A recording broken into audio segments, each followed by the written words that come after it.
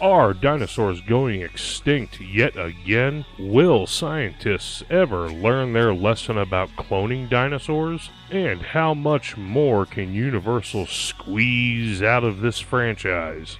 The answer to these questions and more right now.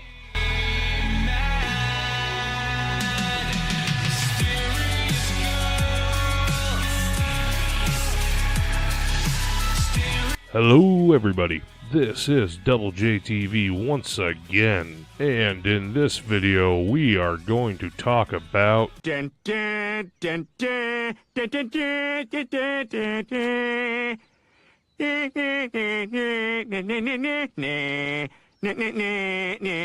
That's right, we are going to talk about the newest cash grab out of the Jurassic universe, Jurassic World Rebirth. Now, I just saw this movie the other day and just knew I had to make a video on it. So, let's bust out our new AI bot to give us the rundown.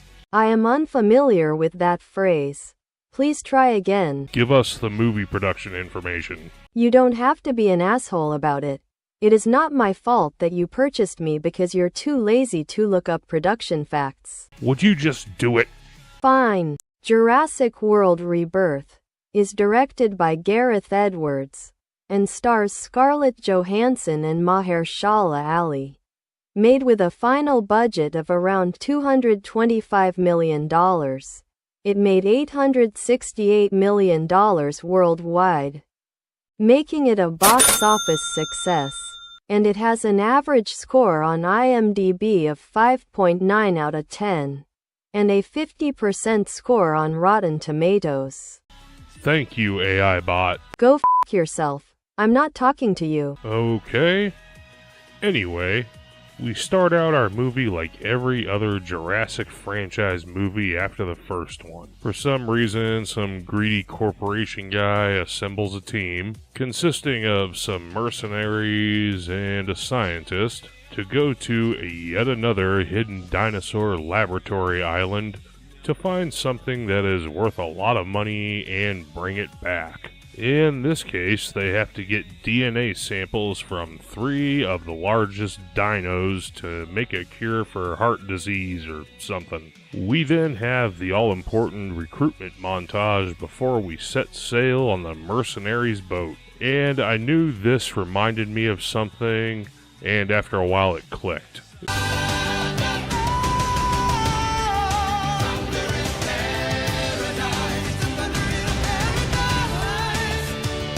If you're under the age of 35, you probably won't get this reference, but if you know, you know. Anyway, on the B plotline, we have literally the most annoying and dumb family ever, sailing along restricted access island because the movie needs them to. Seriously, this was the biggest question I had throughout this movie. In this world, dinosaurs are alive and concentrated along the equator. You know this. Why would you then decide it's a good idea to then take your children in a sailboat to sail the open ocean along the equator? Because he's an idiot. So, obviously, the sailboat idiots are attacked and flipped over by ocean dinosaurs. They then get rescued by...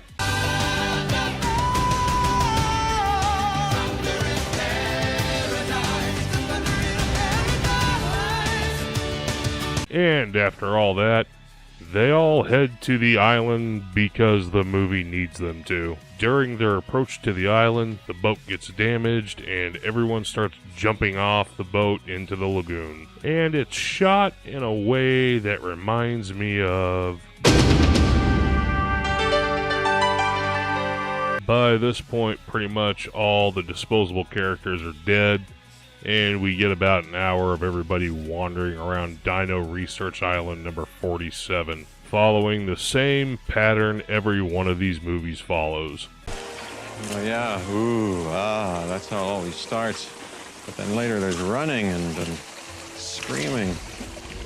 All of our characters then reunite at the research lab to signal for their escape helicopter. But they get ambushed by, well, it's called a D-Rex, but I like to call it Derposaurus. That's supposed to be the big bad in this movie, but he really doesn't do anything. Anyway, they find a boat and escape Dino Island number 182 or something. Nothing's happening. Nothing's happening. Something about a map. Nothing's happening. It's over. A lot of people in the audience look pissed. So, what can we take away from Jurassic World Rebirth? Well, for starters, it's obvious this movie is about one thing.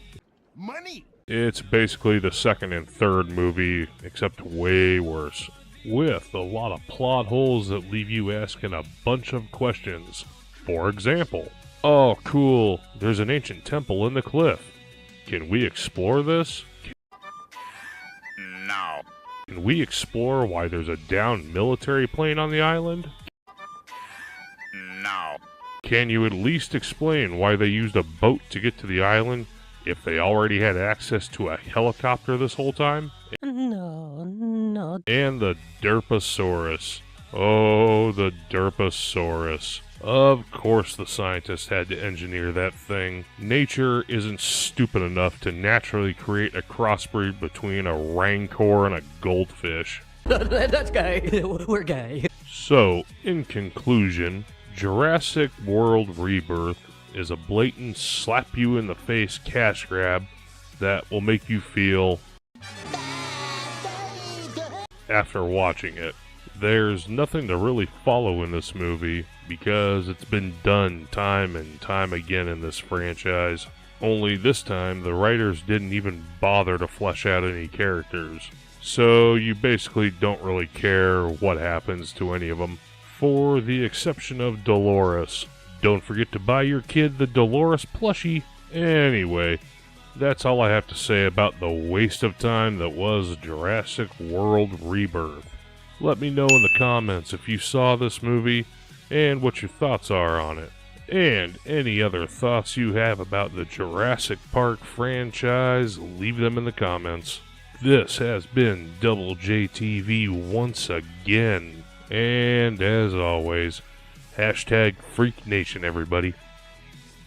If you liked what you just watched, then please like, share, and subscribe. And if you didn't like it, then I thank you for hanging in there until the end.